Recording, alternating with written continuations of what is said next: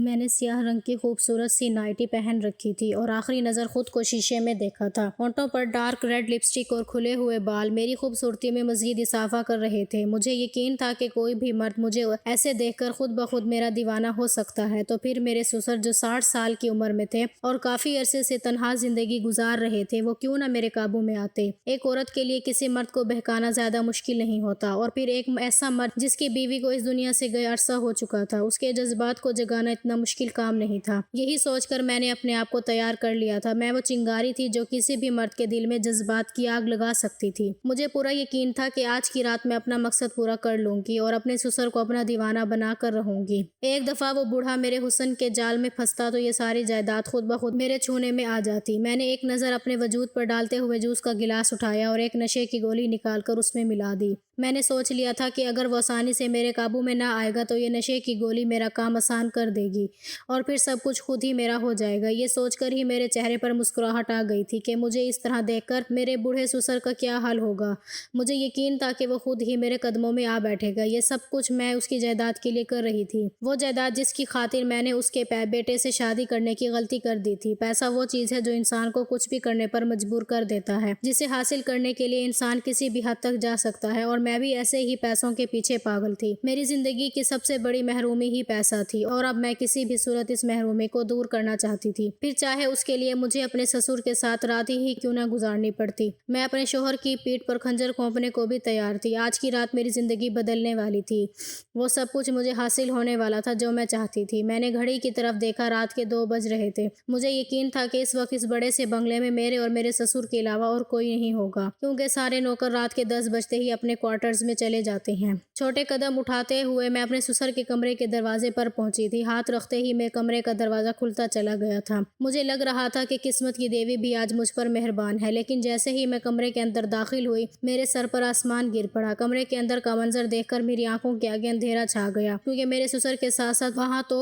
بڑا سا بنگلہ، کروڑوں کی جائیداد، لگژری گاڑیاں، یہ جو کچھ بھی تھا میرے سسر کا تھا، اور یہی ایک جملہ میرا دل چیر دینے کے لیے کافی تھا۔ میں نے اس غلط فہمی میں اپنے شوہر سے شادی کر لی تھی کہ وہ ایک کروڑ پتی آدمی ہے، لیکن شادی کے اگلے دن ہی مجھے اپنے شوہر کی حیثیت کا اندازہ ہو گیا تھا اور اپنے فیصلے پر پچھتاوا ہونے لگا تھا۔ کاش کہ شادی سے پہلے مجھے پتا ہوتا کہ یہ سب کچھ میرے سسر کے نام ہے اور وہ میرے شوہر سے حد درجہ نفرت کرتے ہیں، تو میں شوہر کی بجائے اپنے بوڑھے سسر سے ہی شادی کر لیتی، کیونکہ میرا مقصد صرف اور صرف پیسہ حاصل کرنا تھا۔ لیکن اب پچھتانے کا کوئی فائدہ نہیں تھا، کیونکہ میری شادی ہو چکی تھی اور میرا شوہر مجھ سے بہت محبت کرتا تھا۔ وہ کسی صورت مجھے چھوڑنے والا نہیں تھا، اور اس سے طلاق لے کر بھی مجھے کچھ خاص حاصل ہونے والا نہیں تھا۔ شادی کے اگلے دن ہی جس طرح ڈائننگ ٹیبل پر میرے سسر نے میرے شوہر کو سب نوکروں کے سامنے باتیں سنائی تھیں، مجھے اندازہ ہو گیا تھا کہ اس گھر میں میرے شوہر کو کیا حیثیت حاصل ہے۔ میرے سسر نے تو نوکروں کی موجودگی کا لحاظ بھی نہیں کیا تھا، اور میرا شوہر سر جھکا کر کھڑا رہا تھا جیسے وہ کوئی غلام ہو۔ اسی وقت میرے دل میں یہ بات بیٹھ گئی تھی کہ جب میرے شوہر کی ہی کوئی حیثیت نہیں ہے تو مجھے اس گھر میں کیا مقام حاصل ہوگا۔ لیکن میرے شوہر کے ساتھ ایسا رویہ کیوں رکھتے تھے، یہ بات مجھے معلوم نہیں تھی۔ میں نے سوچا کہ معلوم کرنے کی کوشش کرتی ہوں کہ میرے شوہر اور سسر کے بیچ میں کیا معاملہ ہے جو میرے سسر اپنے بیٹے سے اتنی نفرت کرتے ہیں۔ اگر کسی طرح وہ معاملہ سلجھ جاتا تو ساری جائیداد خود بخود میرے شوہر کے پاس آ جاتی، کیونکہ وہ اپنے ابا کے اکلوتے بیٹے تھے۔ اور یہی جاننے کے لیے میں نے کوشش شروع کر دی۔ کبھی تو کبھی اپنے شوہر کو خریدنے کی کوشش کرتی، لیکن نوکروں کو کچھ علم نہیں تھا۔ سب بس یہی بات کہتے کہ بڑے صاحب غصے کے تیز ہیں، اور وہ چھوٹے صاحب سے ہمیشہ سخت لہجے میں ہی بات کرتے تھے، اور جب شوہر سے اس معاملے پر بات کرنا چاہتی تو میرا شوہر اپنے باپ کے بارے میں ایک لفظ سننا بھی پسند نہ کرتا تھا۔ جب بھی میں اپنے سسر کا ذکر چھیڑتی، میرا شوہر غصے سے گھر سے ہی نکل جاتا اور میں نامراد رہ جاتی۔ جیسے جیسے میری شادی کو دن گزر رہے تھے، میرا اندر غصہ بڑھتا ہی چلا جا رہا تھا۔ چھوٹی چھوٹی چیزوں کے لیے میں تڑپنے لگی تھی، لیکن میرا شوہر، وہ اپنے ہی باپ کے کاروبار میں ایک معمولی سا ملازم تھا، اور اس کے پاس مجھ پر لٹانے کے لیے زیادہ پیسہ نہیں تھا۔ میں جب بھی کسی چیز کی فرمائش کرتی تو میرا شوہر حساب کتاب لگانے بیٹھ جاتا کہ وہ چیز اس کی تنخواہ میں بھی آ سکتی ہے یا نہیں، اور یہی بات میرے بدن میں آگ لگا دینے کے لیے کافی تھی۔ ہر گزرتے دن کے ساتھ میرے اندر بے چینی بڑھتی ہی جا رہی تھی۔ کہنے کو میں محل میں رہتی تھی، لیکن میری اوقات بھی نوکروں جیسی ہی تھی۔ نہ ہی پہننے کے لیے اعلیٰ کپڑے تھے، اور نہ ہی گھر کے نوکر میرے حکم کی تعمیل کرتے تھے۔ اس گھر میں اگر کسی کا سکہ چلتا تو وہ میرے سسر ہی تھے۔ کھانا تک ان کی مرضی سے ہی بنتا تھا، اور یہی کچھ مجھے بھی کھانا پڑتا جو سسر حکم دے دیا کرتے۔ اس بات کو لے کر کبھی میں اپنے شوہر سے جھگڑا کرتی تو وہ کہتے کہ اگر تم یہاں گزارا نہیں کر سکتی تو ہم کرائے کے گھر میں چلتے ہیں۔ یہ بات سن کر تو میرا دماغ مزید خراب ہو جاتا، اور میں صاف انکار کر دیتی اور پھر خاموش ہو کر بیٹھ جاتی۔ کم سے کم رہنے کے لیے یہ عالیشان گھر تو ملا ہوا تھا، میں اسے چھوڑ کر نہیں جا سکتی تھی۔ میں نے اپنی ساری سہیلیوں کو بتا دیا تھا کہ میری شادی ایک امیر کاروباری شخص سے ہوئی ہے۔ اگر میں کسی چھوٹے سے کرائے کے گھر میں چلی جاتی تو میری ناک کٹ جاتی۔ کچھ ہی مہینوں میں مجھے یہ بات اچھی طرح سمجھ آ گئی کہ اگر میں پوری طرح اس جائیداد سے لطف اندوز ہونا چاہتی ہوں تو مجھے اپنے سسر کا دل جیتنا ہوگا۔ میرے شوہر کو یہ بات پسند آئے یا پھر نہ آئے، میری نظر میں اب میرے شوہر کی کوئی اہمیت نہ رہی تھی۔ جبکہ میرے شوہر مجھ پر پہلے سے بھی زیادہ جان چھڑکنے لگے تھے، ان کے جذبات میں بہت شدت آ گئی تھی۔ وہ ہر وقت میری محبت میں میرے قصیدے پڑھتے، لیکن پھر بھی میرا دل ان کے لیے نرم نہیں ہو رہا تھا۔ میرا ماننا تھا کہ خالی خولی محبت کسی کام کی نہیں ہوتی، یہ محض لوازے کے سوا اور کچھ بھی نہیں۔ یہ دنیا ہے اور دنیا پیسے کی غلام ہے، اسی لیے میں چاہتی تھی کہ میرے پاس اتنا پیسہ ہو کہ سب میرے غلام بن جائیں، اور یہی سوچ کر تو میں نے علی سے شادی کی تھی، لیکن مجھے کیا پتا تھا کہ میری قسمت ہی مجھے دھوکہ دے جائے گی۔ دراصل میں شادی سے پہلے اپنے سسر کی کمپنی میں ملازمت کرتی تھی اور میرے شوہر بھی وہیں پر کام کرتے تھے، لیکن اس وقت مجھے یہ علم نہیں تھا کہ وہ ایک ملازم ہے۔ میں تو یہی سمجھتی تھی کہ وہ مالک کے بیٹے ہیں اور اس لیے کاروبار کے کاموں پر نظر رکھتے ہیں۔ میں نے اپنی اداؤں سے ہی اپنے شوہر کو پھنسایا تھا اور یہ سوچ کر شادی رچائی تھی کہ یہ شادی میری قسمت بدل دے گی، لیکن یہ راز تو مجھ پر شادی کے بعد کھلا تھا کہ وہ بس معمولی تنخواہ پر نوکری کر رہے تھے اور ان کا کاروبار سے کوئی لینا دینا نہیں، نہ ہی ان کے حصے میں کسی قسم کی کوئی جائیداد تھی۔ ہم جس کمرے میں رہتے تھے وہ اس محل کا اسٹور روم کہلانے کے لائق تھا۔ ایک چھوٹا سا کمرہ تھا جس میں نہ ہی زیادہ سامان تھا اور نہ ہی اے سی لگا ہوا تھا۔ ایسا لگتا تھا جیسے میرے سسر نے ترس کھا کر میرے شوہر کو یہ جگہ دی ہو۔ کاش کہ مجھے شادی سے پہلے میرے شوہر کی اوقات کا پتہ چل جاتا تو میں کبھی ان سے شادی ہی نہ کرتی، لیکن غلطی سراسر میری تھی۔ میں نے کبھی علی سے اس کے ذاتی معاملات کے بارے میں جاننے کی کوشش نہیں کی اور نہ ہی یہ پوچھا تھا کہ یہ سب کس کے نام ہے۔ میں تو یہی سمجھتی تھی کہ علی اپنے ابا کے اکلوتے بیٹے ہیں، اس لیے آج نہیں تو کل سب کچھ انہی کا ہو جائے گا، لیکن یہ بات تو مجھے بعد میں پتہ چلی کہ ان کا باپ ان سے کس قدر نفرت کرتے ہیں۔ بہت کوشش کے باوجود بھی جب میں یہ جان نہ سکی کہ میرے شوہر اور سسر کے آپس میں کیا معاملات ہیں تو میں نے اپنے سسر کا دل جیتنے کے لیے ان کی خدمت شروع کر دی۔ کبھی میں چائے کی ٹرے اٹھا کر ان کے کمرے میں پہنچ جاتی تو کبھی جوس کا گلاس لے کر ان کے پاس بیٹھ جاتی۔ میرے شوہر عجیب و غریب قسم کے انسان تھے، کبھی وہ بہت مسکرا کر پیش آتے تو کبھی ان کا رویہ بہت ہی روکھا ہوتا، لیکن میں نے ہمت نہیں ہاری تھی۔ میں کسی بھی طرح بس بوڑھے سسر کا دل جیتنا چاہتی تھی۔ شوہر کی غیر موجودگی میں جب بھی میرے سسر گھر پر موجود ہوتے میں جان بوجھ کر ایسے لباس پہنتی کہ ان کی نظر خود بخود میرے وجود پر جم جائے اور کسی طرح وہ خود ہی میرے قابو میں آ جائیں، لیکن پتہ نہیں کیا بات تھی کہ اتنا کچھ کرنے کے باوجود بھی میرے سسر نے مجھے گھاس تک نہیں ڈالی تھی۔ کبھی کبھی تو مجھے لگتا کہ وہ نامرد ہیں جن پر میری اداؤں اور خوبصورتی کا کوئی اثر نہیں ہوتا، اور پھر ایک دن کچھ ایسا ہوا جو میری توقع کے بالکل پرخلاف تھا۔ میرے شوہر کام سے واپس لوٹے تو سیدھے اپنے باپ کے کمرے میں چلے گئے۔ آج تک میں نے کبھی اپنے شوہر کو اپنے باپ کے کمرے میں جاتے نہیں دیکھا تھا۔ مجھے لگا کہ شاید کوئی ضروری کام ہوگا، لیکن تھوڑی ہی دیر میں ان دونوں کے جھگڑے کی آوازیں میرے کانوں میں پڑنے لگیں۔ وہ دونوں بری طرح سے لڑ رہے تھے۔ پہلے میں نے سوچا کہ جا کر شوہر کو روکتی ہوں کہ وہ سسر سے جھگڑا نہ کرے، اس طرح تو ہم مزید دولت سے دور ہو جاتے، لیکن پھر میرے دل میں یہ خیال آیا کہ اگر ان دونوں کے جھگڑے میں کوئی ایسی ویسی بات ہو گئی اور میں بھی اپنے سسر کے دل سے اتر گئی تو کیا ہوگا۔ میں اپنا وقار سسر کی نظروں میں اچھا رکھنا چاہتی تھی، اسی لیے درمیان میں جانا مناسب نہیں تھا۔ دونوں باپ بیٹے خود ہی لڑ جھگڑ کر خاموش ہو جاتے، یہی سوچ کر میں چپ بیٹھ گئی تھی۔ تھوڑی دیر بعد میرا شوہر غصے کے عالم میں میرے پاس آئے اور کہنے لگے، اپنا سامان باندھو، اب ہم یہاں نہیں رہیں گے، میں کرائے کے گھر کا بندوبست کرتا ہوں، ہم ابھی اور اسی وقت یہ گھر چھوڑ رہے ہیں۔ یہ سننا تھا کہ میرے سر پر آسمان گر پڑا۔ میں نے اپنے شوہر کو سمجھانے کی کوشش کی کہ اپنا باپ کا گھر چھوڑنے کی کیا ضرورت ہے، لیکن میرے شوہر کے سر پر غصہ سوار تھا۔ وہ کہنے لگے کہ اب میں ایک پل بھی اس گھر میں نہیں رہوں گا، اور پھر دیکھتے ہی دیکھتے انہوں نے میرا اور اپنا سامان باندھ لیا اور میرا ہاتھ پکڑ کر اس بڑے سے بنگلے سے نکل آئے۔ میرا دل تو پوری طرح بے چین ہو گیا۔ میں اپنے سسر کا دل جیتنے کی کوشش کر رہی تھی اور میرے شوہر نے اتنا بڑا فیصلہ کر لیا تھا۔ میں کسی بھی صورت اس محل نما بنگلے کو نہیں چھوڑنا چاہتی تھی، لیکن شوہر کے آگے مجبور تھی۔ میرے شوہر مجھے ایک چھوٹے سے گھر میں لے کر شفٹ ہو گئے اور اپنی نوکری بھی بدل لی۔ میرے دل میں جو تھوڑی بہت امید باقی تھی شوہر کے اس فیصلے سے، وہ بھی ختم ہو گئی، اور اب تو زندگی ہی واپس وہی ہو گئی تھی جہاں سے شروع ہوئی تھی۔ چھوٹے سے گھر سے اٹھ کر میں بڑے سے بنگلے میں پہنچی تھی اور پھر اب واپس چھوٹے سے گھر میں آ گئی تھی۔ میرے اور شوہر کے درمیان چھوٹی چھوٹی بات پر جھگڑے ہونے لگے تھے۔ میں اکثر انہیں کہتی کہ آپ نے غلط فیصلہ کیا ہے، ایسی کون سی بات تھی جس پر آپ نے اپنے باپ سے اس طرح جھگڑا کیا۔ میری بات سن کر میرے شوہر خاموش ہو جاتے اور گہری نظروں سے مجھے دیکھنے لگتے۔ کبھی کبھی تو مجھے ان کی خاموشی بہت ہی پراسرار لگتی تھی۔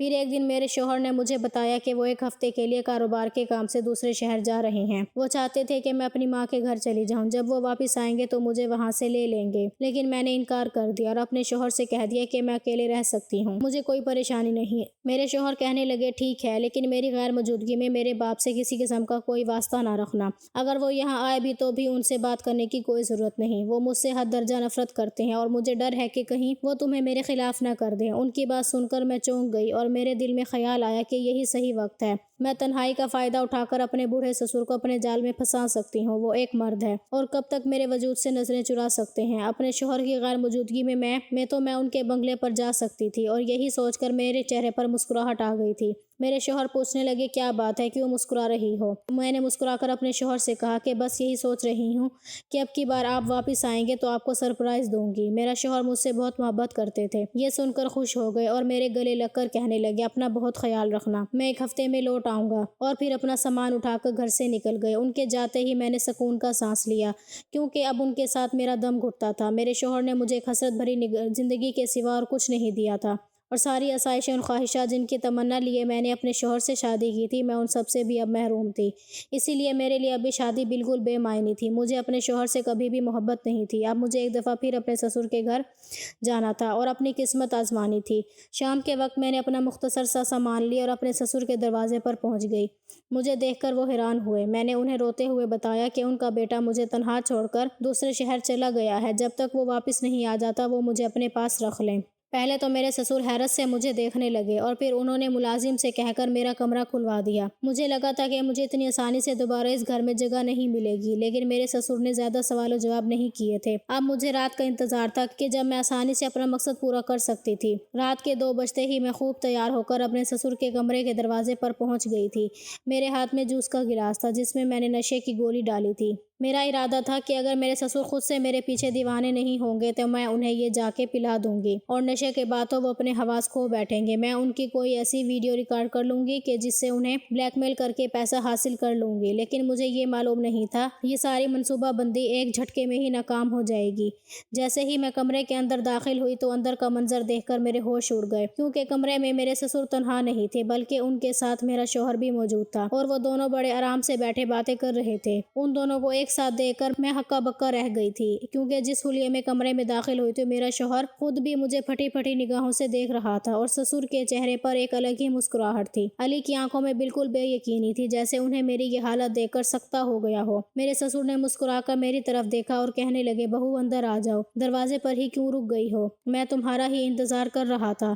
مجھے ایسا لگا جیسے مجھ پر آسمان گر گیا ہو، مجھے چکر آنے لگے تھے۔ میں نے بڑی مشکل سے خود کو سنبھال رکھا تھا۔ کچھ دیر پہلے تک میں اپنے حسن اور اپنی جوانی پر ناز کر رہی تھی، اور اب اپنے شوہر کو سامنے پا کر مجھے سمجھ نہیں آ رہا تھا کہ میں کس طرح خود کو چھپاؤں۔ دل چاہ رہا تھا کہ زمین پھٹے اور میں اس میں سما جاؤں۔ میرا شوہر دھیرے دھیرے قدم اٹھاتا میرے قریب آیا اور میری آنکھوں میں آنکھیں ڈال کر پوچھنے لگا کہ یہ سب کیا ہے؟ میری زبان کو تالا لگ گیا تھا، میرے پاس کوئی جواب نہیں تھا۔ میرے شوہر نے ایک زوردار تھپڑ میرے منہ پر دے مارا، میں فرش پر گر پڑی تھی، اور پھر میرے شوہر نے کھڑے کھڑے مجھے طلاق کے 3 لفظ سنا دیے تھے۔ اس کے منہ سے طلاق سن کر مجھے سکتہ ہو گیا تھا۔ مجھے یقین نہیں آ رہا تھا کہ علی جیسا انسان مجھے طلاق بھی دے سکتا ہے۔ میری محبت میں دیوانہ تھا۔ علی کی خود کی آنکھوں میں بھی آنسو تھے۔ وہ اپنے جذبات کو اپنے حلق میں اتارتا نم لہجے میں کہنے لگا کہ میرے باپ نے مجھے شادی سے پہلے ہی تمہاری حقیقت سمجھا دی تھی اور بتا دیا تھا کہ تم محض پیسے کی خاطر مجھ سے شادی کر رہی ہو، لیکن میں نے ان کی بات پر یقین نہیں کیا۔ میں نے ابا سے یہی کہا کہ ہر غریب لڑکی پیسے کے لیے دیوانی نہیں ہوتی۔ ابا نے مجھے صاف کہا تھا کہ تم آزما کر دیکھ لو، جو میں نے کہا ہے وہی سچ ثابت ہوگا، اور میں نے ابا کے آگے اپنی محبت کا بھرم قائم رکھنے کے لیے تمہیں آزمانے کی بات پر حامی بھر لی تھی۔ پاپا مجھ سے نفرت نہیں کرتے تھے، لیکن تمہیں آزمانے کے لیے ابا نے مجھے ملازم بنا دیا اور خود مالک بن گئے اور مجھ سے نفرت کا اظہار کرنے لگے، تاکہ تمہیں اس بات کا یقین ہو سکے کہ میرے پاس کوئی دولت جائیداد نہیں اور نہ ہی ہو سکتی ہے۔ مجھے لگا تھا کہ میرے ہاتھ خالی ہونے پر بھی تمہیں کوئی فرق نہیں پڑے گا، تم مجھ سے پہلے جیسی ہی محبت کا اظہار کرو گی، لیکن ہر گزرتے دن کے ساتھ تم مجھ سے دور ہوتی چلی گئی۔ لیکن میں نے پھر بھی اپنی محبت میں کوئی کمی نہیں چھوڑی۔ میں اپنی محبت سے تمہیں جیت لینا چاہتا تھا، لیکن دولت کی وجہ سے تم نے مجھے چھوڑ دیا اور چھوٹی سی چھوٹی بات پر میرے ساتھ جھگڑا شروع کر دیا۔ میں جان گیا تھا کہ ابا کی بات سچ ہے، لیکن پھر پھر بھی تمہارے لیے ابا سے لڑتا رہا، اور پھر جب ایک دن ابا نے مجھے بتایا کہ تم ان کے سامنے نازیبا لباس میں آتی ہو تو مجھے یقین نہ آیا۔ ابا نے یہ بات مجھے فون پر بتائی تھی، اسی لیے میں آفس سے آتے ہی ابا کے کمرے میں گیا اور ابا سے جھگڑا شروع کر دیا کہ وہ تم پر اس طرح کے الزامات نہ لگائے، لیکن ابا نے کہا کہ وہ سچ کہہ رہے ہیں۔ پھر بھی میں نے اپنے باپ سے زیادہ تم پر اعتبار کیا اور تمہیں یہاں سے لے کر الگ ہو گیا۔ ابا بار بار مجھے فون کرتے رہے اور یقین دلانے کی کوشش کرتے رہے کہ وہ سچ کہہ رہے ہیں، لیکن پھر بھی میں اعتبار نہ کر سکا، اور پھر ابا نے مجھ سے ایک آخری کھیل کھیلنے کے لیے کہا۔ ابا نے مجھے کہا کہ تم دوسرے شہر جانے کا ناٹک کرو اور دیکھو تمہاری بیوی تمہارے پیچھے کیا کرے گی، تمہیں خود پتہ چل جائے گا کہ کون سچا ہے اور کون جھوٹا۔ میں نے ایسا ہی کیا اور دوسرے شہر جانے کے نام پر یہاں آ گیا۔ میں دیکھنا چاہتا تھا کہ تم کیا کرو گی۔ مجھے یقین تھا کہ میری محبت جیتے گی اور ابا کا شک ہار جائے گا، لیکن ابا کی بات صحیح ثابت ہو گئی۔ میرے منع کرنے کے باوجود اپنا سامان اٹھا کر نہ صرف تم یہاں چلی آئی بلکہ رات کے اندھیرے میں اس نازیبا لباس میں ابا کے کمرے تک پہنچ گئی۔ یقیناً تمہارا مقصد ابا کو اپنے جال میں پھنسا کر جائیداد کا حصول ہی تھا۔ جان لو کہ میں اور میرا باپ اب تمہارے کسی دھوکے میں نہیں آئیں گے۔ ابا تو تمہاری اصلیت سے واقف تھے ہی، میری آنکھوں پر سے بھی اب محبت کی پٹی اتر گئی ہے۔ میں تمہیں طلاق دے چکا ہوں، اب تمہارا اور میرا کوئی رشتہ نہیں، اس لیے تم ابھی اور اسی وقت اس گھر سے اور ہماری زندگیوں سے چلی جاؤ۔ یہ کہہ کر علی نے منہ پھیر لیا تھا اور دوبارہ مجھ پر نظر ڈالنا بھی گوارا نہ کیا۔ میرے سسر بھی خاموشی سے سر جھکائے بستر پر بیٹھ گئے۔ ان کے چہرے پر افسوس نظر آ رہا تھا۔ اپنے جوان بیٹے کو تکلیف میں دیکھ کر وہ بھی خوش نہیں تھے، البتہ انہوں نے اپنے بیٹے کی آنکھیں ضرور کھول دی تھیں۔ میں نے روتے ہوئے علی سے معافی مانگنی چاہی، لیکن انہوں نے مجھے معاف نہ کیا بلکہ آدھی رات کو اپنے گھر سے باہر نکال دیا۔ میں اپنا مختصر سامان لے کر واپس اپنی ماں کے دروازے پر چلی آئی اور آج بھی اپنی ماں کی دہلیز پر ہی بیٹھی ہوں۔ رہ کر مجھے علی کی آنکھوں کے آنسو یاد آتے ہیں اور اب مجھے احساس ہوتا ہے کہ واقعی علی مجھ سے سچی محبت کرتے تھے اور ان کی محبت دنیا کی کسی بھی دولت سے زیادہ قیمتی تھی۔ میں نے ان کے ساتھ کچھ ہی مہینے گزارے تھے۔ انہوں نے مجھے آسائشات اور مہنگے تحفے تو نہ دیے تھے، لیکن اپنی محبت کا وہ مان ضرور دیا تھا کہ میں ان کے ساتھ کھڑی ہو سکتی تھی۔ طلاق کے دوسرے دن ہی علی نے مجھے حق مہر کے 2 لاکھ بھی بھجوا دیے تھے، لیکن یہ 2 لاکھ